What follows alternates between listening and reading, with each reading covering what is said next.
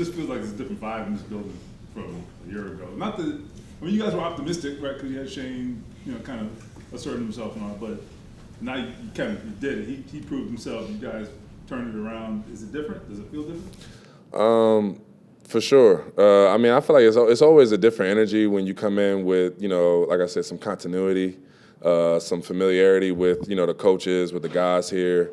When you got that new head coach and you got to come in a week early and stay 2 weeks later and practice before the draft, it's just everybody's on edge. Just a lot going on. But, I think, after last year, where we were able to, plant that foundation, I feel like we all feel strong, with something to build on and look forward to, taking that to a new level this season. So, what has the offensive season been like? You get the extension, you get married, like just the completeness of it. Obviously, you have your son growing up, like having all those things in front of you, and then trying to build on obviously two of the best seasons of your career back to back.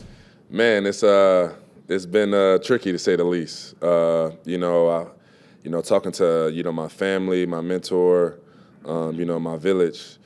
Just understanding that, I feel like I'm stepping into a new level of life, new stage, new chapter.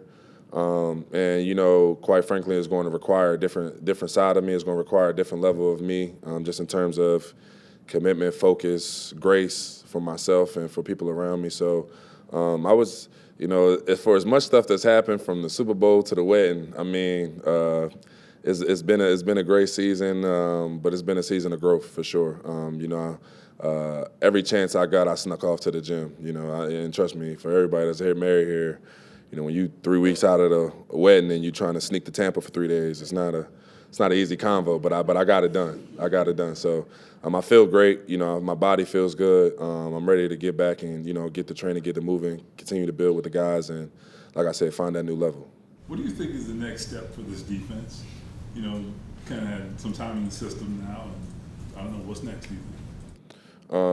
Just trying to continue to improve, and like I said, stamp ourselves as a dominant defense. But that's easily said. The work comes into the proof comes into the work. It starts with the guys up front. We got a couple of big boys up there. Shout out to Defoe for sure. Big Buck, Raekwon. So look, we got to stop that run first. That's just how I live. And, as the young guys in the back end, continue to mature and get better. Obviously with Kenny and Julian back, shore up the back end. So, I feel like, look, we got a great mixture of young guys who are hungry and improving, with proven vets who've played at an extremely high level in this league over a number of years. So, with our third year under the system with Gus, I definitely think it's going to be a big step forward. So they bring, pretty much everybody back.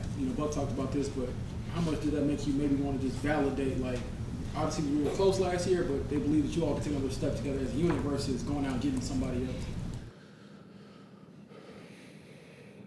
I would say it's not really a feeling of validate because, quite frankly, DeForest is a major playmaker in this league. Like, what he does and how he game regs games, it's a stick up when he won't go back to the table. You know what I mean? It's pretty much a winning how, when he needs more. So, with all the guys coming back, it's great for that, to have the guys back. We've been playing together at this point for 7 years, but, I was just talking to the guys in the locker room. Look, it's our time is now, bro.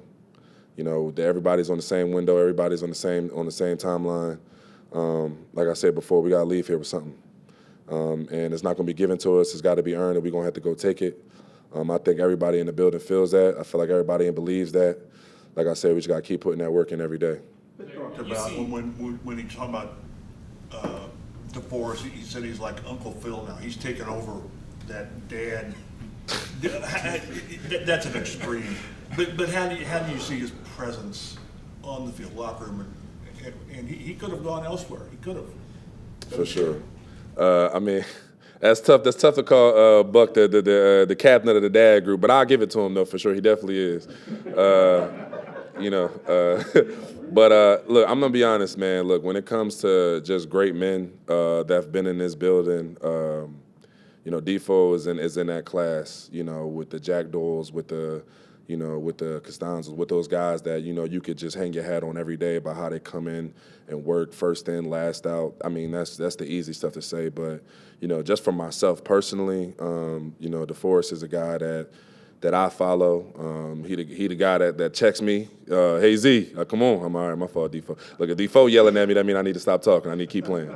You know, he's a guy that we all follow. It's like he's a guy that, you know, that sets the tones. And like I said, he wrecks games when he feels like it. So, obviously, it's great to have a guy like him, you know, settled in a groove. And, you know, if I know anybody, I know Defoe. He's looking to get back to that promised land. You know, I know that's one of his biggest, you know, regrets or, you know, things that he wish he could have back is that Super Bowl, and he's doing everything he can to get to that level.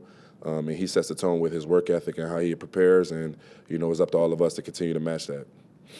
Z, you mentioned the Super Bowl when you're out there for the Walter Payton stuff. How inspiring was that to you to see all these guys around the league that are like-minded to realize what you do really matters and to be recognized for that?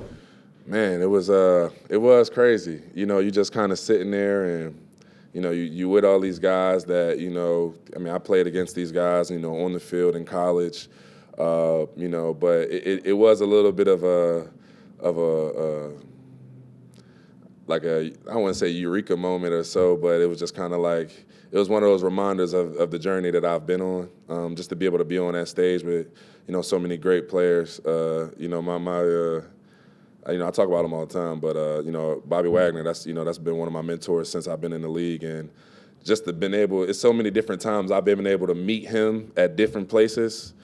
That's just been milestones. Like I remember we played him to Seahawks in 21, and I'm going out to the coin toss, and I'm like, man, look, you know, I'm a captain too. You know what I mean? You know, then I was hoping I was going to meet him at the Pro Bowl last year. It's cool. I'm going to catch him one time. So, no, it was definitely a great feeling. But, you know, just being at the Super Bowl, I mean, it was just, you know, to be able to sit there and see the game being played at the highest level for all the chips, you know, is motivation more than ever. And just being around so many great guys to be able to pick their brains about what makes them great and what allowed them to take those next steps was awesome too. So I definitely appreciated that experience. How much do you pay attention to what other teams do in your division? Obviously, everyone's talking about the Texans, saw what the Titans did. Jaguars are still there, but, like, you got to line it up too at some point. So how do you just, I guess, weigh who we are versus who they are? I mean, you definitely pay attention because I got to play against those guys. So, you know, I need to know, you know, where Joe Mixon went. You know what I mean? So, but at the same time, the game's not played on a piece of paper. You know, they don't give out any trophies in April. You know, the football is, you know, it's a team game and it's a marathon, not a sprint. You know, if it was about whoever looked the prettiest or whoever was the flashiest, we wouldn't have any of the Super Bowl champs that we've had in the past. So I understand that's why the games are being played. And be quite frankly, I really don't care because I know how we're going to come. So at the end of the day, we just got to keep being who we got to be, keep focusing on ourselves, and the rest will take care of itself. So. Was that the inspiration for the we lost the offseason Super Bowl again? Yeah, the offseason Super Bowl slipped out of our hands one time, you know, but and that's all good. Hopefully we'll have better luck next year. I mean, honestly, it was just a joke. The whole universe was up in arms. Look, it's cool. I get it though. I understand it. Look, I know it's a media-driven league, and you know, I mean, it was a great move. He's a good player, but at the end of the day, that's why we play the games. You know what I mean? That's why we play the games. So I'm looking forward to playing the games. What's your bond? Obviously, your bond with EJ is super tight, but just this offseason in particular, seeing a lot of posts you all working out together. What has it been like just growing together and then seeing the growth in him to take another step this upcoming season? Oh, man. Speed, that's my brother. You know, just from, you know, competing together to, you know, leading the special teams unit together to now leading the linebacker unit together and, you know, wanting to be the best duo in the league. You know, I told him our standards got to be Pro Bowl. Like Roquan and Queen did it. So look, now me and him, we got to post up trenches at the Pro Bowl. That's what we got to do. So I told him that's what we on. But I'm gonna be honest, man. Just watching his growth, not only as a player. I mean, obviously him getting better as a player is just, you know, him just a credit to his work ethic and how seriously he takes his craft. But just the impact he has on that locker room, man. Just from all the young guys, man. You know, EJ is that guy in the locker room that you need. He's a guy in the locker room that teaches you that football is still fun, man. That we all still blessed to be here, not take the world too serious. You know what I mean? And I think, you know, in a world full of myself and Buck and Kenny, you need a guy like Speed around to let everybody know that, look, man, we still here to have fun. You can wear your chain in the locker room, ain't nothing wrong with it. You know what I mean? So I love Speed for that, and a lot of the young guys on the team look up to him, and I tell you, they really believe in him, not only because of how he carries it, but how he puts the work in. Man, he's one of the guys that truly grinds. So, you know, it was nothing for me to go pull up on him in Texas and go put the work in with him because, you know, I let him know, like, you know, I'm just invested in his success as mine. So we're going to continue to push each other, continue to hold each other accountable throughout the whole season. So definitely looking forward to it.